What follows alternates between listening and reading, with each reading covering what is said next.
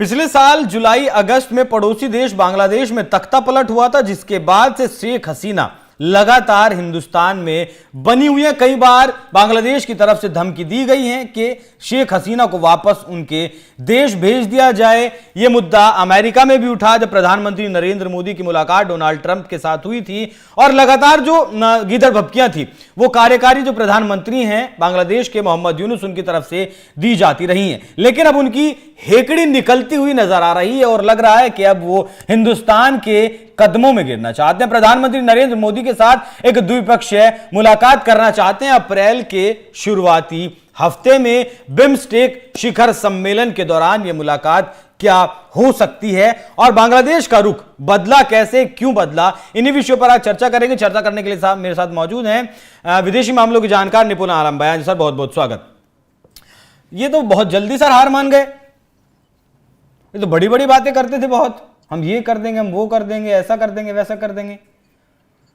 देखिए क्या होता है ना अभिषेक जी, हमें कई बार बाहर से चीजें कुछ और दिखाई देती हैं और जब हम सिस्टम के अंदर जाते हैं ना तो हमें ना एक हकीकत नजर आती है। वो हकीकत यूनुस को शायद थोड़ा लेट नजर आई और मैं नहीं मानता कि मोहम्मद यूनुस को पहले नजर नहीं आ रही थी। देखिए भारत निर्विवाद रूप से पूरे क्षेत्र के अंदर, अगर हम बात करें इंडो पैसिफिक रीजन के अंदर, निर्विरोध रूप से भारत जो है यहाँ पर एक सुपर कहते हैं सुपर पोजीशन में रहता है, एक मजबूत स्थिति में भारत है।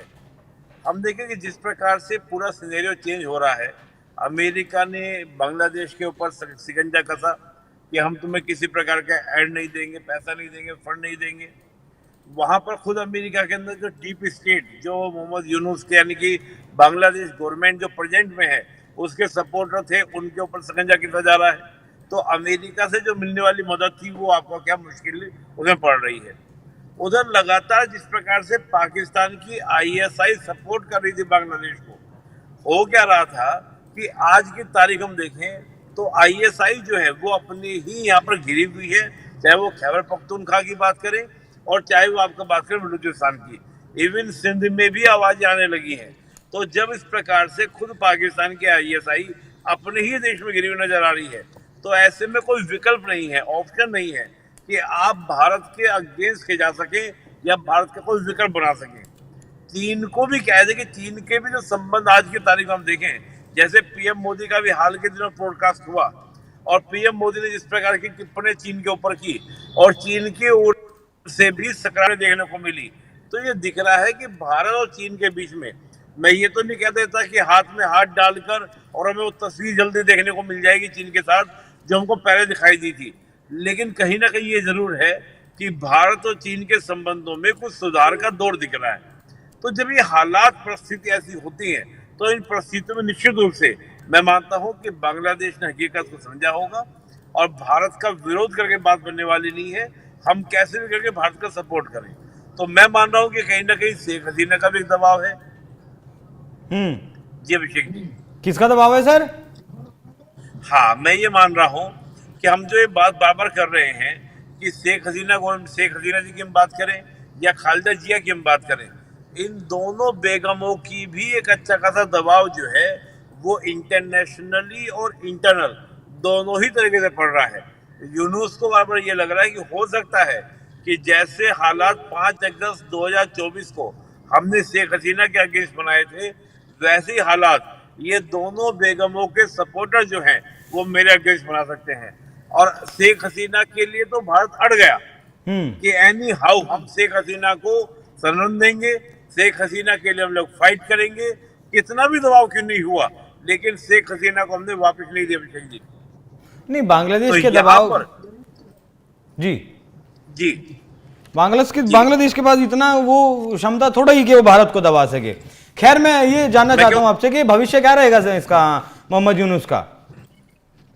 नहीं, मैं वही कह रहा हूँ, देखिए शेख हसीना को तो हमने रख लिया, लेकिन अगर यूनुस के साथ ऐसा हुआ तो प्रश्न है कि यूनुस कहाँ पर जाएंगे? पाकिस्तान। और अगर पाकिस्तान जाते हैं तो आप तो जान ही रहे हो अननोन गनमैन वहां पे कैसे घूम रहे हैं, वहां तो बड़े बड़े चुन लिए जा रहे हैं। तो जो देश अपने यहाँ के लोगों को सिक्योरिटी दे पा रहा है वो यूनुस को क्या सिक्योरिटी देगा? तो ये इस प्रकार के हालात हैं जो मोहम्मद यूनुस ने पहले नहीं समझे, आज के हालात उनको देखकर कहीं ना कहीं इस बात को हो रहा होगा।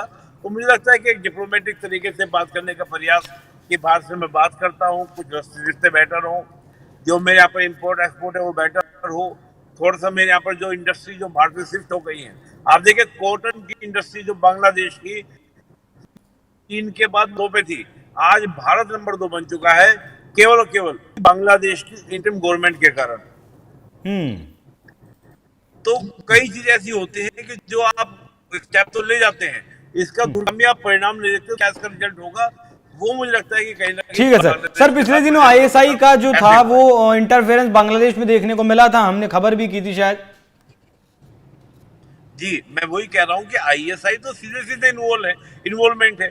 आईएसआई के ऑफिसर आपका चिटगांव में जाके घूम रहे हैं, तो ये क्या दिख रहा है? आईएसआई यानी कि पाकिस्तान पहली बार यानी कि 1971 के बाद बांग्लादेश को आपका चीनी भेज रहा है, आलू भेज रहा है, अब ये हथियार भी मंगा रहा है। मैं मानता हूँ हथियार भी मंगा रहा है, हथियार भी मंगा रहा है। लेकिन ये बात ऐसी है, मैंने पहले भी कहा था, आज जब ये शुरुआतें हुई थी मैंने कि 1-2 बार मुश्किल से पाकिस्तान भेज पाएगा, जो अपने लोगों की भूख नहीं निपटा पा रहा हो, अपने लोगों के लिए बाहर लेके हाथ में लेके घूम रहा हो, वो बांग्लादेश को दे देगा। मतलब क्या मूर्खतापूर्ण स्थिति है। और अगर अभी भी मोहम्मद यूनुस नहीं समझे तो स्थिति ये होगी कि बांग्लादेश के लोग ही, जो राहुल गांधी जी ने एक बार स्टेटमेंट दिया था हमारे पीएम के लिए, वो स्थिति हो सकती है यूनुस के लिए वहां पर हो जाए। सर कार्यकारी प्रधानमंत्री हैं, सलाहकार कह लीजिए, पता ही नहीं चलता कि आखिर मोहम्मद यूनुस हैं क्या बांग्लादेश में। कार्यकारी जब बने थे तो 6 महीने में उन्हें चुनाव करवाना था, चुनाव क्यों नहीं करवा रहे हो? अब तो साल भर होने को आया। चुनाव का तो उनका ये, हाँ देखिए इलेक्शन की बात ये है इसमें अभिषेक जी, कि अगर हम इलेक्शन की बात करते हैं, यूनुस को पता है इलेक्शन होगा तो मैं आउट हूँ। क्यों आउट हूँ भाई? उनका जो मुख्य सहयोगी था, जो छात्र संगठन के जो मुख्य सहयोगी थे, वही आपसे अलग हो गए हैं। और दूसरा क्या है कि मकसद सोल्व नहीं होगा। मकसद तो ये है कि बांग्लादेश के कॉन्स्टिट्यूशन में चेंजेस हो, अमेंडमेंट हो, और अमेंडमेंट होने के बाद इलेक्शन हो। तो वहां पर आपका लेके चल रहा है कि कहीं ना कहीं वो स्थिति अगर मेरी बनेगी तभी मैं बेटर तरीके से हैंडल कर पाऊंगा। तो यूनुस वो बात चाह रहे हैं कि कैसे भी करके पहले अमेंडमेंट हो जाए और उसके बाद इलेक्शन हो। लेकिन दबाव लगातार पॉलिटिकल पार्टीज का, चाहे वो अवामी लीग का हो और चाहे आपका वो खालिदा जिया का हो, या फिर जो नई नवेली पार्टी वहां बनी है, सलीम इमाम जो है उनकी पार्टी बनी, उनका दबाव हो। तो वो दबाव में क्या हो, कहीं ना कहीं चुनाव तो कराने पड़ेंगे। और मैं मान के चल रहा हूँ कि 2025 में हमको इलेक्शन देखने को मिलेंगे। सर जब डोनाल्ड ट्रंप से पूछा गया था बांग्लादेश के बारे में सवाल, तब उन्होंने कहा था कि भारत देख लेगा, प्रधानमंत्री मोदी देख लेंगे। उसी चीज का असर है ये? मैंने तो कहा ही आपको, स्टार्टिंग में मैंने कहा कि अमेरिका ने निर्विरोध रूप से मान लिया, स्वीकार कर लिया है कि इंडो पैसिफिक रीजन में, आप देखिए फिलीपींस के जनरल भारत आए हैं और आकर क्या बोल रहे हैं कि आप जो हमारे साथ यानी कि जो स्क्वाड है उसमें शामिल हो जाइए, नहीं तो हम अकेले चीन को मैनेज नहीं कर पाएंगे। और वो चीन को दुश्मन बोल रहे हैं कि भारत हमारा क्या बनेगा, मुख्य सहयोगी बनेगा। तो ये दिखाता है कि भारत के बगैर इस रीजन को मैनेज करना मुश्किल ही नहीं, नामुमकिन है। ठीक है सर, आखिरी सवाल मेरा, बिम्स्टेक कितना जरूरी, बिम्स्टेक क्या है, थोड़ा सा उस पर भी प्रकाश डालिएगा। देखिए बिम्स्टेक एक संगठन है जो 96 में बनाया गया था, और था क्या कि जो एक संगठन है सार्क, वो सार्क जो है कामयाब नहीं हो पाया था, यानी कि आपका सक्सेस नहीं हो पाया था। 1986 का बना संगठन, 1985 का सार्क। तो फिर सार्क की बजाय फोकस किया गया कि हम एक काम करते हैं कि हम बिम्स्टेक बनाते हैं। और बिम्स्टेक क्या होगा, एक ऐसा संगठन होगा जो बेटर तरीके से क्या करेगा, इस रीजन के डेवलपमेंट पे काम करेगा। तो कोशिश तो की गई कि आपका सार्क की जगह बिम्स्टेक काम करे, और बिम्स्टेक ने काफी सक्सेस भी ली है। लेकिन अभी भी बहुत कुछ बिम्स्टेक में करना बाकी है। और ये मान लीजिए सीधा सीधा बिम्स्टेक जो है 2 संगठनों का मिक्सअप है, सार्क और आसियान का। यानी कि इन 2 का क्या है, वो मिक्सर की तरफ उसको देखेंगे।